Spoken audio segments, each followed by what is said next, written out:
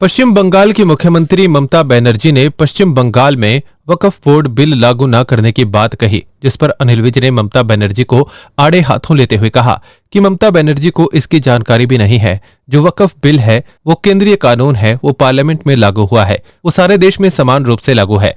कोई ये नहीं कह सकता कि हम इस कानून को नहीं मानते। उन्होंने कहा कि सबको इस कानून को मानना पड़ेगा। जो नहीं मानना चाहते वो देश छोड़कर जा सकते हैं।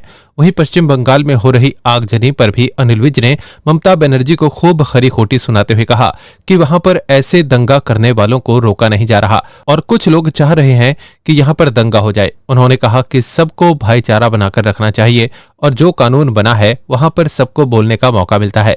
इस मौके पर उन्होंने राहुल गांधी को भी आड़े हाथों लेते हुए कहा कि राहुल गांधी बाहर आकर बोलते हैं कि ये धर्म के खिलाफ है, बोलना था तो अंदर बोलते। उन्होंने कहा कि जो मेजॉरिटी ने जो पास कर दिया है वो उनको मानना चाहिए। ममता बनर्जी को कानून की जानकारी नहीं है। जो वक्फ कानून है वो केंद्रीय कानून है, वो पार्लियामेंट ने पास किया है, वो सारे देश पर समान रूप में लागू है। कोई ये नहीं कह सकता कि हम इस कानून को नहीं मानते। सबको इस कानून को मानना पड़ेगा। जो नहीं मानना चाहते हैं वो देश छोड़ के जा सकते हैं। स्टेट स्पॉन्सर्ड है, वहाँ पर ऐसे दंगा करने वालों को रोका नहीं जा रहा और कुछ लोग चाह रहे हैं कि यहाँ पर कम्युनिटी के बीच में दंगा हो जाए, लेकिन सबको भाईचारा बनाकर रखना चाहिए। और जो कानून हुआ है वहाँ पर सबको बोलने का मौका मिला। अब राहुल गांधी जी बाहर आके कहते हैं कि ये धर्म विशेष के हक में के खिलाफ में है, तो अंदर क्यों नहीं बोले भाई? अंदर थे ही नहीं, अंदर बोलते ना आप। प्रजातंत्र में क्या है, प्रजातंत्र में सारा कानून से चलता है सब कुछ। ये पहले जेपीसी को गया, जेपीसी ने इसके ऊपर अध्ययन करा, फिर लोकसभा में प्रस्तुत करा, सारे बोले, पक्ष में भी बोले, विपक्ष में भी बोले, फिर वो मेजोरिटी से पास हो गया, फिर वो राज्यसभा में गया, वहाँ भी पक्ष में भी बोले, विपक्ष में भी बोले, राज्यसभा में पास हो गया और उसके बाद महामहिम राष्ट्रपति ने उसके ऊपर हस्ताक्षर कर दिए और वो कानून बन गया। Democracy is a polity of majority. Majority ने जो पास कर दिया उसको मानना चाहिए। कांग्रेस के राष्ट्रीय अध्यक्ष खड़गे का बयान सामने आया, जिसमें उन्होंने कहा कि जो नेता गैर जिम्मेदाराना बयान देते हैं उन्हें रिटायरमेंट ले लेनी चाहिए। जिस पर अनिल विज ने व्यंग कसते हुए कहा कि सबसे पहले खड़गे और राहुल गांधी को रिटायरमेंट ले लेनी चाहिए, क्योंकि जितने बेतुके बयान खड़गे देते हैं जो देश एकता को सामने रखकर नहीं बोलते।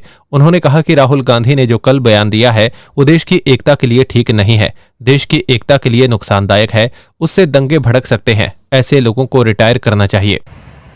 अब पहले तो खड़गे साहब को ले लेनी चाहिए, क्योंकि जितने बेतुके बयान वो देते हैं जो देश की एकता को सामने रख के नहीं बोलते और जो इस प्रकार से वैमनस्य भिन्न भिन्न धर्मों में फैलाना चाहते हैं, सबसे पहले तो उनको रिटायरमेंट ले लेनी चाहिए, फिर राहुल गांधी को ले लेनी चाहिए।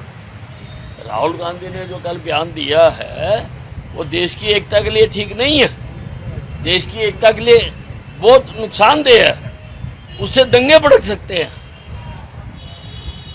ऐसे लोगों को रिटायर करना चाहिए। राहुल गांधी के बयान पर अनिल विज ने कहा कि कांग्रेस की जो उम्र थी वो जा चुकी है। उन्होंने कहा कि 50-60 सालों में जो कांग्रेस ने किया और देश के ऊपर राज किया वो सब लोगों को याद आ गया है। उन्होंने कहा अब तो जैसी करनी वैसी भरनी, देश की जो दुर्गति इन्होंने की अब उसकी करनी भरनी पड़ेगी। देखो, कांग्रेस की जो सीखने की उम्र थी वो जा चुकी है। अब तो जो कुछ इन्होंने किया है 50-60 सालों में, जब इन्होंने एक छत्र राज्य किया इस देश के ऊपर, अब लोगों को वो सब याद आ गया है। अब तो जैसी करनी वैसी भरनी। अब तो एक कांग्रेस पार्टी को जो इन्होंने देश की दुर्गति की है 50-60 साल तक, अब उसकी भरनी करनी पड़ेगी। आज भारत लाया गया 26/11 हमले का मास्टरमाइंड आतंकी तहव्वुर राणा। कैबिनेट मंत्री अनिल विज ने हर्षित होते हुए प्रधानमंत्री नरेंद्र मोदी की इसके लिए जमकर तारीफ की। उन्होंने इसे प्रधानमंत्री नरेंद्र मोदी की कूटनीति का कमाल बताया। देखिए, ये हमारे यशस्वी प्रधानमंत्री नरेंद्र मोदी जी की कूटनीति का नतीजा है और उसको पकड़कर लाया गया है। वो देश का दुश्मन है।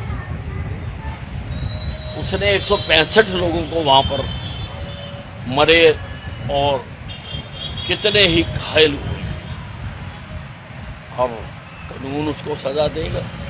लेकिन देश की जनता ये चाहती है कि उसको ऐसी एग्जेम्पलरी सजा दी जानी चाहिए ताकि दोबारा कोई भी इस प्रकार की हिमाकत करने की सोच में